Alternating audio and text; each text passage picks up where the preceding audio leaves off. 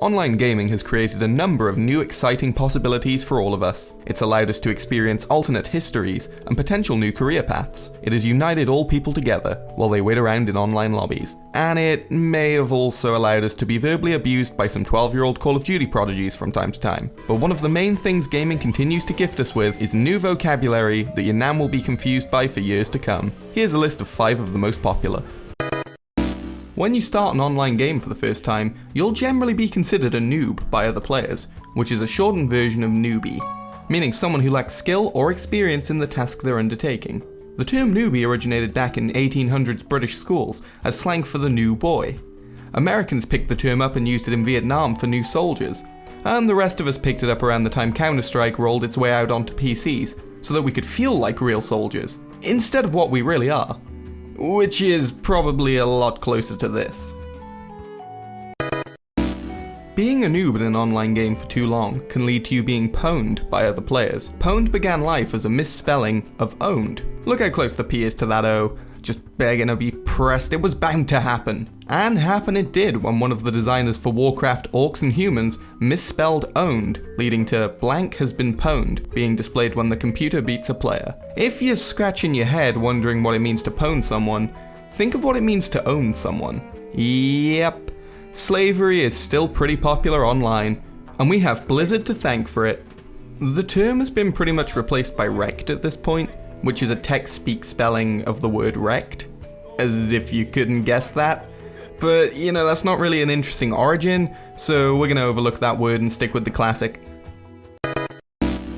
If you're playing against someone who continually wrecks you, you may think you've come up against a Smurf, which is an experienced player using a low-level account to fight opponents who don't really stand a chance. If you're thinking to yourself, why is a thread like this represented by a little blue cartoon man? The answer you seek is these guys, Schlonglaw and Warp, were high-level Warcraft 2 players who took joy in making new players think they really sucked and then beating them up. And they did this by creating 2 accounts named Papa Smurf and Smurfette.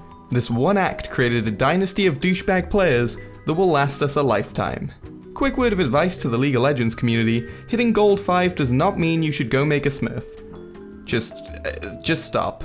Please stop. Now, if the idea of smurfing has you angry, you probably seem a little bit salty, meaning to be easily upset, angry, or bitter over something within a game. It's used a lot in the fighting community with games like Street Fighter, Tekken, and Smash Bros.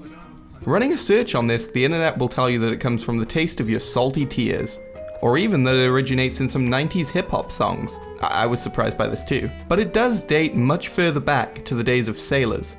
I always assumed expressions like salty dog or old salt meant to be angry, but they're actually terms used to describe an experienced sailor.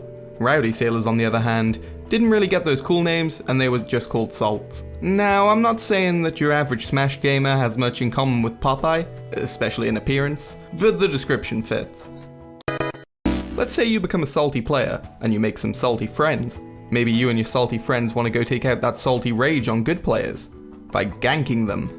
A term used mostly in MMOs, it's an abbreviation of gang kill. Usually, you and a group of friends take another player by surprise, killing them, looting any items depending on the game type, and just generally making their day a lot worse. This sums up playing RuneScape back in the day for me. You'd go to the wilderness, minding your own business, a group of about 10 people would come out of nowhere, gank you, take all your stuff, and set you back a good 10 hours of gameplay. As infuriating as it is to be ganked, the scumbag in me will admit that it's actually pretty fun if you're the one pulling a gank off. It seems to date back to slang from the hood, meaning to steal or swindle things from other people. If you're going to unfairly scope out and kill players, this actually holds up pretty well as the origin of the term. So, that was my top 5 list of gaming slang terms. Leave a comment down below with your personal favourites. If you learn anything, feel free to subscribe and hit the like button, because, you know, how else will I know if you liked the video or not? What, are you going to send me a postcard? What, in 2016? Yeah, good luck with that.